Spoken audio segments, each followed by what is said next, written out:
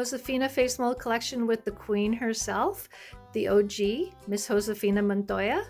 And I'm lucky enough to have a Pleasant Company version of her that I purchased in a lot on Facebook Marketplace, actually earlier this year. She has the thicker body, and I found her, I found a couple more.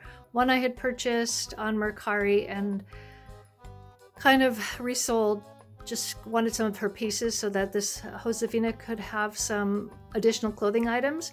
And then the next one that you'll meet is I modernized her. So this girl is pretty much just a display doll. I want to keep her in her original time period, but I'm very happy to have her, and I think she is a beauty. She came with her little necklace too.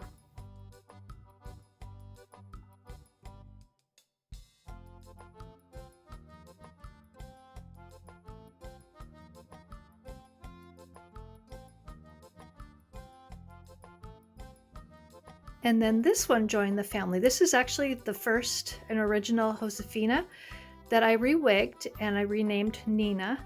The dress she's wearing is the same one that Krissa came with, but this version had, I don't know if you can still see, there's those dots. A child had taken black marker and filled in some of the circles, so I went ahead and dyed it purple, and I used a dye-fast dye so it doesn't stain the dolls.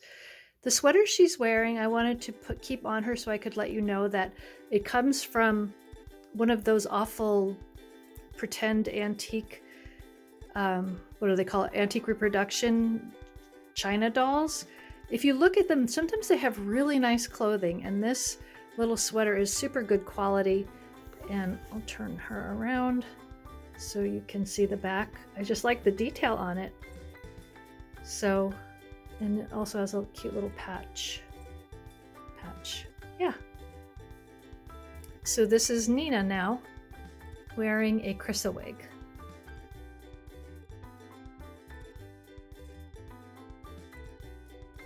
And here's Miss Luciana Vega. I was actually in New York in 2018 when she was Girl of the Year, and I stopped in at the American Girl doll store in New York City and saw her in person. And at the time, you know, I wasn't really all that impressed with her. She didn't seem like something that I would be adding to my collection until I found her on the Facebook Marketplace lot for really inexpensive. And then I thought, you know, I don't have to keep her as a math and science space fan, astronaut fan, whatever, Mars, whatever she did. Mars Habitat, I think it was. I think it's cool, but it's not something that's ever really been my vast interest. Yeah, so in my collection, she's more of a Florida girl, I guess. She's cute, basic, not one that I'll be keeping forever in my collection. I feel like I'm just fostering her for now, and we'll kind of pass her down along the line at some point. I like the outfit she's wearing, though. I think it looks cute on her. It's one of the newer, I think it's still, yeah, it's brand new.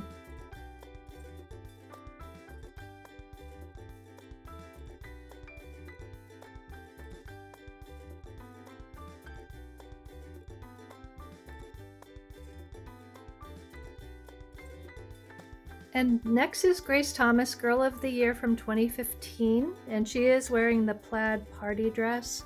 I don't remember what year that's from. And some other kind of American Girl doll shoes, maybe from Caroline's collection. I'm not sure. Anyway, when I first started browsing on Mercari, she was one of the girls that I saw, and I thought at the time she was a good deal. She didn't come in her meat dress, but she came with her earrings and some other pieces from her collection that I thought were great. So now that I'm really looking at her closely, maybe she doesn't have the best eyes, and I haven't noticed that yet. She looks a little cross-eyed to me or something. Wall-eyed? Anyway, she's mine now, and I do like her. I think she looks a lot like my daughter did when my daughter was a little girl, so she could probably easily have been a mini-me for my daughter. And I don't know, if my daughter ever wanted to start collecting dolls, I would definitely give her this one. But we'll see. In the meantime, she's here with me, and she is my Grace Thomas.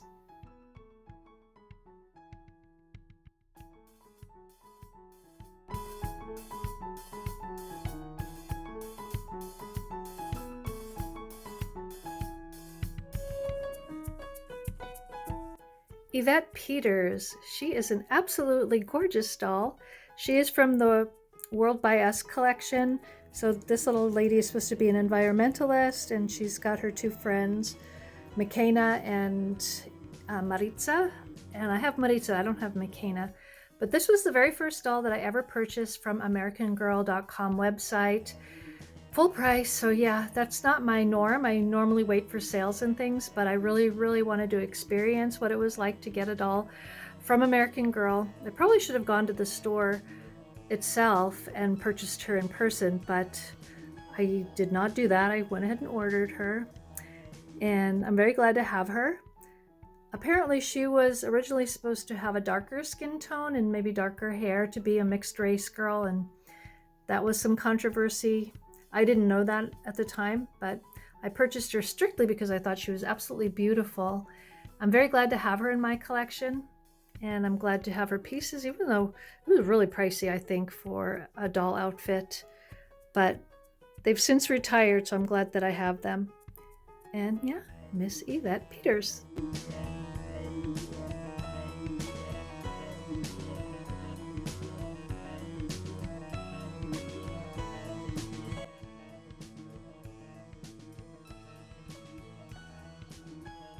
And here is Leah Clark, Girl of the Year from 2016. Also a Mercari purchase pretty early in my doll collection history, my American Girl doll collection history.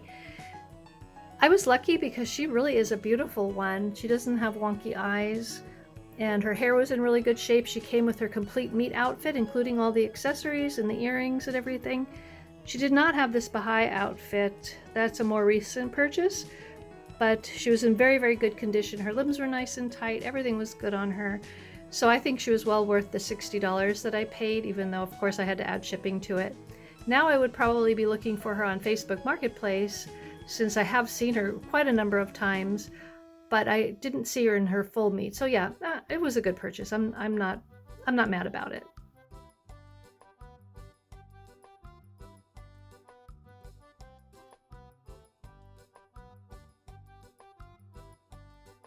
Nellie O'Malley. If you watched my last video, I mentioned several times that I had purchased a Mercari lot of 3 beat up dolls, and Nellie being one of them. Well, here she is.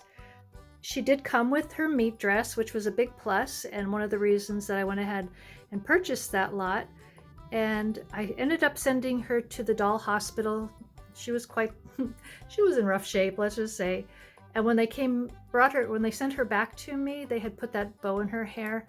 So she is just a display doll that goes on the shelf, and I admire. Yeah, I like her. I'm glad I have her. And my display doll shelf is not that extensive, so it's fine that she's not really a play doll. But she'll be fun to take down and take pictures of. I don't have anything else from her collection, so I'm not going to be redressing her very often, but if I ever find anything, I would. Miss Nellie O'Malley.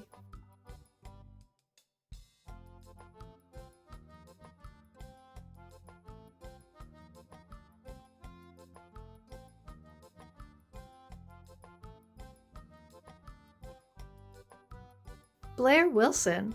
This girl was a very unexpected and pleasant surprise.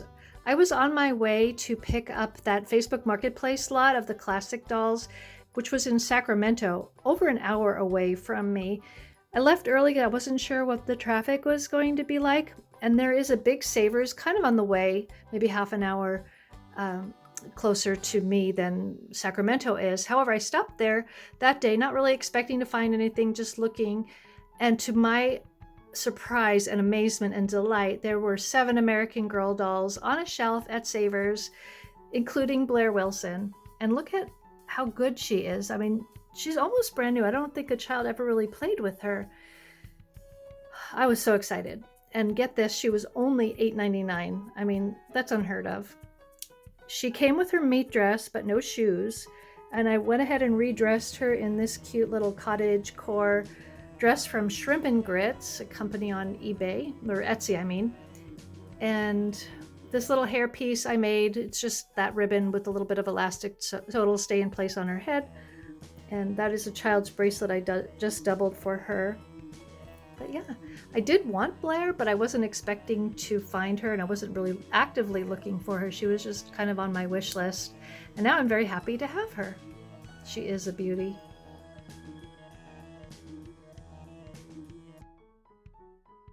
Julie Albright, the Marsha Brady look-alike. I really wanted this doll once I realized that they had a 1970s doll, because Julie is of my era, and it was exciting to remember actually what it was like back in the day. Now, of course, I don't remember everything, but I do remember the 1976 bicentennial and what a big deal that was. I grew up in New York, not in San Francisco. We didn't move to San Francisco until I was in high school, but when I was Julie's age, we lived in New York on Long Island, and we did make a lot of trips into the city. So I saw a lot of the things that were going on in the world, even though I may not have fully understood what was happening until later. But yeah, I really wanted Julie. I did create a room just for her with her little 1970s items. And I have a few pieces from her collection, including this beautiful calico dress that I got the entire set very recently, and it came with that Julie necklace. And it also came with a second Julie doll that I don't want. So I will be listing her on Mercari because I don't need two Julies. One is plenty. I'm happy to have her. And yeah, Julie Albright.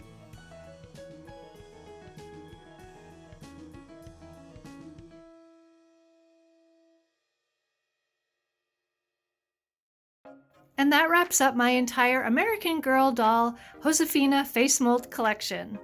Please let me know which of these dolls you have in your own collection, which ones are on your wish list, which ones of mine you like the best, and any other thoughts you might have on the Josefina face mold. I appreciate your watching. Please hit that like button if you did like it, and consider subscribing, and I will be talking to you in my next video. Thank you, and bye for now.